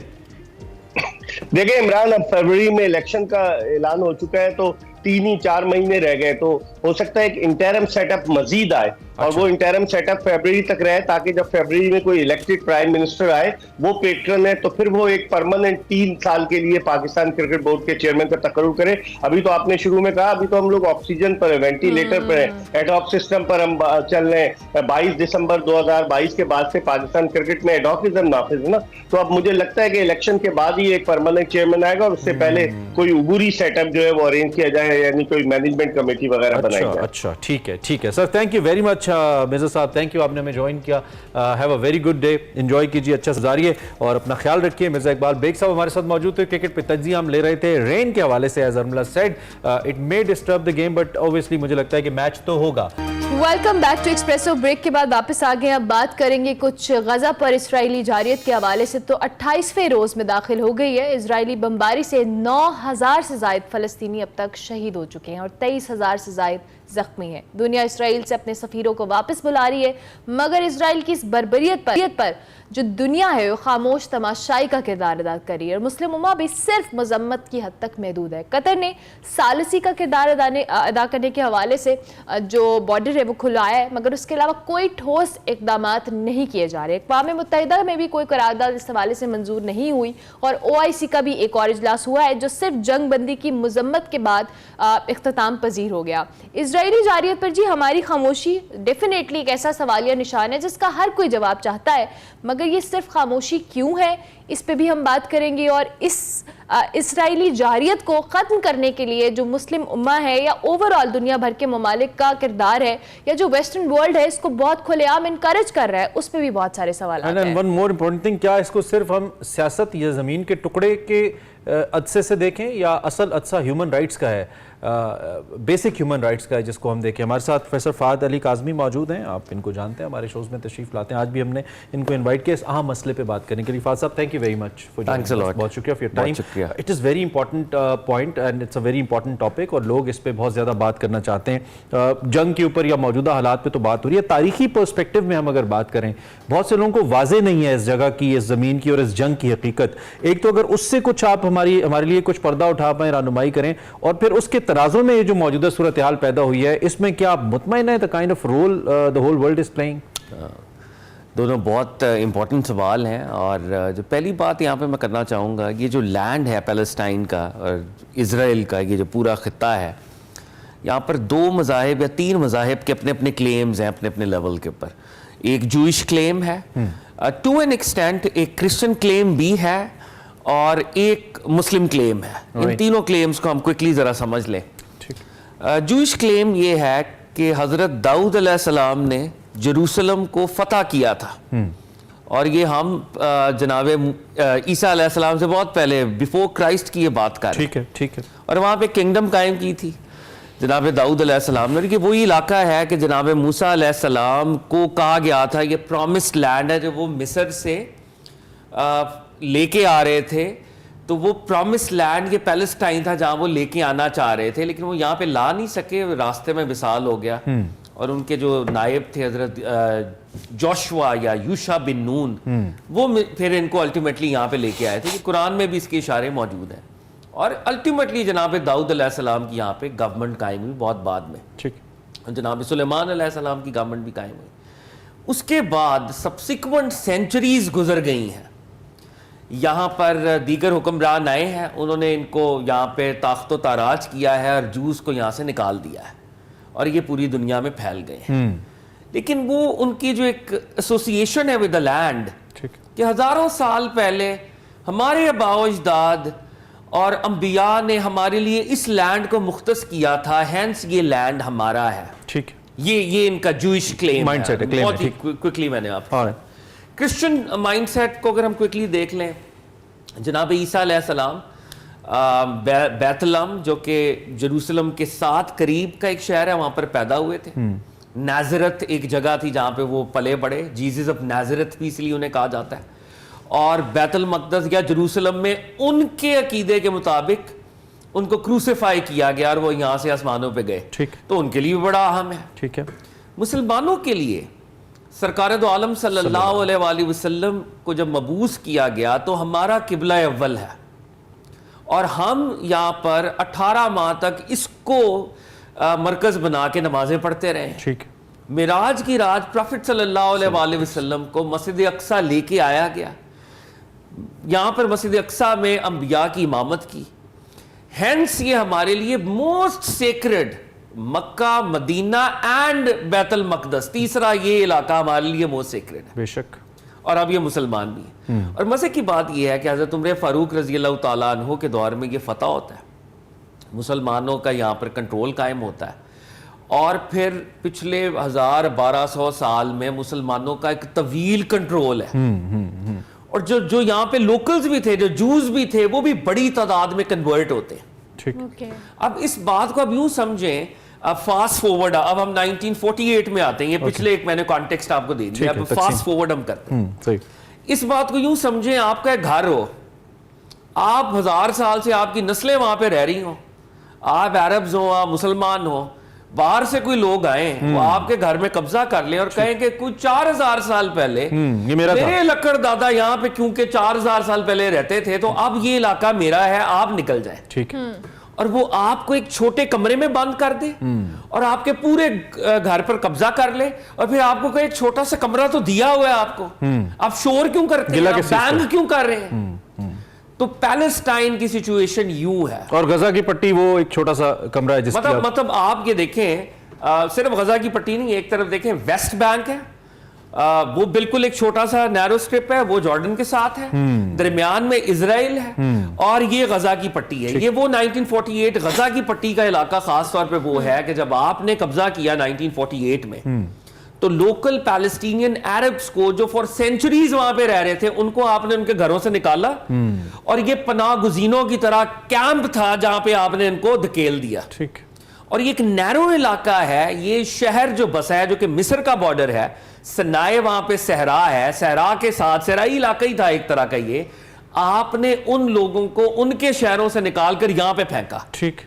और अब जो ग्राउंड सिचुएशन है वो क्या है 2004 से, कि गजा को बिल्कुल बैरिकेड किया हुआ है आपने। इजराइल से बॉर्डर सील, जेल बना दिया। मिस्र से बॉर्डर सील, चारों तरफ से सील, ना खुराक आ सकती है, ना मेडिसिन आ सकती है, तो ना कुछ आ सकता है। ठीक है फराद भाई, जो फिर अब इसका मतलब है हमास या फलस्तीनियों ने किया, ये डेफिनेटली रिएक्शन है उसका जिसकी जानिब आपने इशारा किया। एंड आपने राइटली कहा कि बड़ा फास्ट फॉरवर्ड हम चलें, इसमें बहुत सारे हकायक, बहुत सारी चीजें हैं जो इतने मुख्तसर वक्त में बात नहीं हो सकती। जिस तरह का रिएक्शन दुनिया की तरफ से इस वक्त इस मामले पर आ रहा है, खास तौर पर हम अरब वर्ल्ड की बात कर लेते हैं या नए पावर सेंटर्स की मैं हमेशा मुसलसल इस्तेमाल कर रहा हूँ टर्म, जिसमें नए रशिया, चीन जैसे, तुर्की जैसे ममालिक हैं, आप उससे मुतमईन मुतमईन है, क्या हम इसके सोल्यूशन की तरफ टू नेशन थ्योरी इंप्लीमेंटेशन की जानिब जा रहे हैं या नहीं? वंस अगेन एक हुआ है, उठा है, गर्द बैठेगी, मामला वैसे ही चलेगा जैसे चल रहा है? नहीं, ये तो देखें, 2 स्टेट सोल्यूशन की तरफ तो अल्टीमेटली एट सम पॉइंट हमें बढ़ना पड़ेगा, बट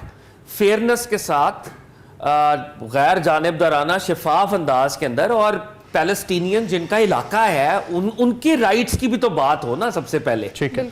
इस वक्त हो ये रहा है, इजराइल है occupier, Palestinians are occupied. Occupied लोगों की बात क्यों नहीं कोई कर रहा? आप जब अपनी हिस्ट्री के हीरोज बताते हैं तो जॉर्ज वॉशिंगटन जो था वो उस वक्त के ब्रिटिश ऑक्यूपेशन के खिलाफ खड़ा है, वो आपका बड़ा मुजाहिद है। फॉर सेंचुरीज लीडर्स वो हैं जो ऑक्यूपेशन के खिलाफ खड़े होते हैं। यूक्रेन की जंग में पूरी दुनिया यूक्रेन के साथ है क्योंकि उनके नजदीक रशिया इन्वेड कर रहा है, लेकिन वही प्रिंसिपल आप पैलेस्टीनियंस को देने के लिए तैयार नहीं है। Yes. आप ये कह रहे हैं कि ये ऑक्यूपेशन जस्टिफाइड है। हमास ने अटैक क्यों किया भाई हमास के अलावा और क्या ऑप्शन है आपने छोड़ी है उनके लिए? पिछले 20 साल से एक जेल है जिस literally in the literal sense. तो देखें, बात ये है, इसके सोल्यूशन के लिए बहुत बड़े लेवल की सिफारतकारी दरकार है। और क्योंकि अब ये लोग इसको कौन करे मैं इस तरफ भी आता हूं, लेकिन लोग इसको कॉन्स्पिरेसी थ्योरी समझेंगे। It's not a conspiracy theory in a very literal sense. Zionism जो कि एक पॉलिटिकल आइडियोलॉजी है, ये मजहब नहीं है, इसको भी अंडरस्टैंड करें। सहूनियत, बहुत से ऐसे जूज हैं पूरी दुनिया में जो मुजाहिरे कर रहे हैं कि not in the name of our religion आप ये करें। इजराइल, आप हमारे यहूदियत को इस्तेमाल करते हुए इन मासूमों को ना मारें, यह आपकी पॉलिटिकल फिलॉसफी है। तो ज़ायनिज्म जो कि पॉलिटिकल फिलॉसफी है वो पूरी दुनिया के पावर सेंटर्स के अंदर इन्फिल्ट्रेट इस लेवल की कर चुकी है कि वहां के पावर सेंटर्स को कंट्रोल कर रही है। आप देखें, जो चैंपियंस ऑफ ह्यूमन राइट्स हैं, अमेरिका, बर्तानिया और ये सारे बड़े, इनकी गवर्नमेंट्स क्या कर रही हैं? ये वो ह्यूमन राइट्स जो ये सारा साल जिसके चैंपियन बनते हैं।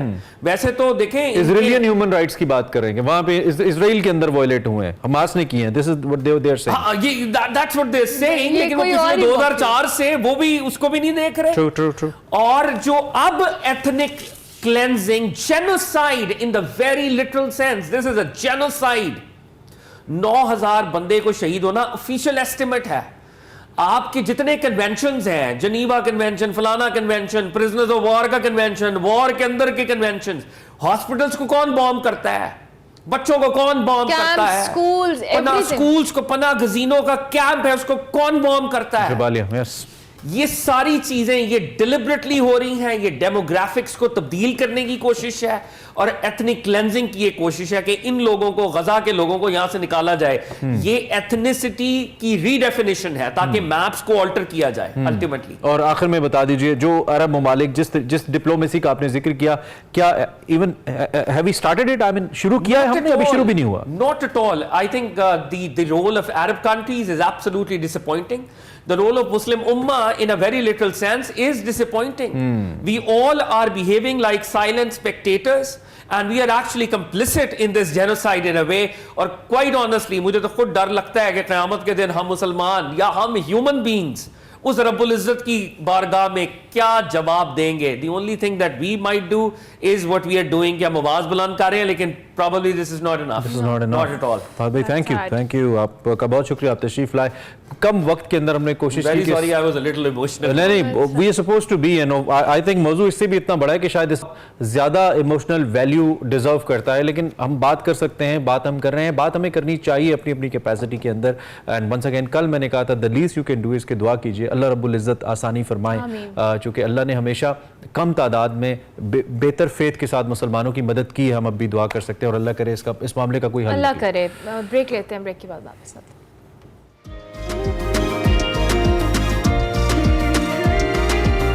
Welcome back to Expresso. Break program का बिल्कुल आखिरी हिस्सा है। ब्रेक के बाद हम वापस आए हैं और ब्रेक पर जाने से पहले हम फ़लस्तीन के हवाले से बात कर रहे थे और आपको पता है कि कारवां सराय में भी हमने लास्ट एपिसोड में फ़लस्तीन के हवाले से बात की थी। मुस्तंसर हुसैन तार साहब ने इतवार की रात 8:05 पर एक्सप्रेस न्यूज़ पे आता है और इस संडे को भी आपको फ़लस्तीन के हवाले से क्या गुफ्तगू सुनने को मिलेगी, इसकी कुछ झलकियाँ आपको दिखाते हैं। 75 बेरूत मैं अपने तौर पे PLO को ज्वाइन करने, पैलेस्टीनियन लिबरेशन ऑर्गेनाइजेशन को ज्वाइन करने इसलिए कि हम यासर अराफात से बहुत मुतासर थे और दिल से फ़लस्तीन के लिए एक ख़ास हमारे अंदर चाहत थी, मोहब्बत थी, उसकी आज़ादी की एक ख्वाहिश थी, इसलिए मैं ज्वाइन करना चाहता था। चुनांचे बैरूत पहुंचा और एक दोस्त था फ़लस्तीनी जिस होटल में ठहरा हुआ था, वहीं वो ठहरा हुआ था, उसके साथ मैंने अपनी ख्वाहिश का इज़हार किया। वो मुझे लेके गया, बैरूत के बहुत गुंजान आबाद एक इलाका था और वहाँ तीसरी मंजिल पर वाक़े एक दफ्तर में हम दाखिल हुए तो महमूद दरवेश की एक बहुत मशहूर नज़म है, उसका नाम है शनाख्ती कार्ड। लिखो कि मैं एक अरब हूँ और मेरे कार्ड का नंबर 50,000 है, मेरे बच्चे 8 हैं और नवा इस गर्मा के बाद आने वाला है। क्या तुम्हें ये बात अच्छी नहीं लगी? लिखो कि मैं एक अरब हूँ, एक नाम जिसका कोई लक़ब नहीं, एक ऐसे वतन में साबिर व काने जिसमें हर जी नफ्स गैज़ की एक हिजानी कैफियत में रहता है। एक और बयान जो मैं अखबारों में पढ़ता हूँ, बाहर के लीडरों ने भी दिया, यूरोप अमेरिका के, जो बहुत जिन्होंने एक्सट्रीम पे जाके अव्वल तो उन्होंने कहा कि बिल्कुल जायज़ है, licence to kill, Israel has a right to defend itself. और डिफेंस कहाँ पे? Israel is at war. भाई वार, उनके पास तो तोपें हैं, टैंकें हैं, मिसाइल हैं, सब कुछ। दूसरी जानब कौन लड़ रहा है? दूसरी जानब कौन सी फौज है? एट वार हैं। तो इस सूरत हाल में हमारे यहाँ भी एक दो लीडरान कराम ने ये बयान दिया कि फ्रीकैन को तहम्मुल का सबूत देना चाहिए, दोनों को। अब ये है कि एक तरफ से एक टैंक आ रहा है और एक बच्चा गुलेल लेके खड़ा हुआ है, पत्थर मारने की कोशिश कर रहा है, तो बच्चे को भी कहा जा रहा है कि तहम्मुल से काम लो। या एक हाथी है, उसके पांव तले एक चिड़िया है, वो रौंदना चाहता है और दोनों को कहा जा रहा है, चिड़िया को, तहम्मुल से काम लो। ये मुनाफिकत नहीं तो और क्या है? शर्मनाक बात है ना। क्या दीवारों में और दीवारों में कुछ फ़र्क होता है, या ये है कि एक खित्ते में एक दीवार जो है वो और तरह की होती है, दूसरे खित्ते में और होती है? क्योंकि दुनिया का एक ऐसा खित्ता है जहाँ बर्लिन वॉल से को 5 गुना ज़्यादा लंबी वॉल है, तकरीबन 100 किलोमीटर की, और बर्लिन वॉल से कोई 5 गुना ऊंची वॉल, और कोई उसके नज़दीक नहीं जा सकता। और वो जो वॉल है वो खेतों को तकसीम करती है, जैतून के बागों को तकसीम करती है, आबादियों को तकसीम करती है, घरों को तकसीम करती है। फ़लस्तीन का नाम नहीं लिया मैंने कहा कि फैमिलीज़ को तकसीम करती है। मुझे हैरत है इस बात कि बर्लिन वॉल पर अगर इतना मतलब शोरगुल मचा था, तो ये वॉल क्या वेस्ट को और अमेरिका को ये वाली दीवार नज़र नहीं आती? क्या ये आज़ादी के नाम पर एक धब्बा नहीं है?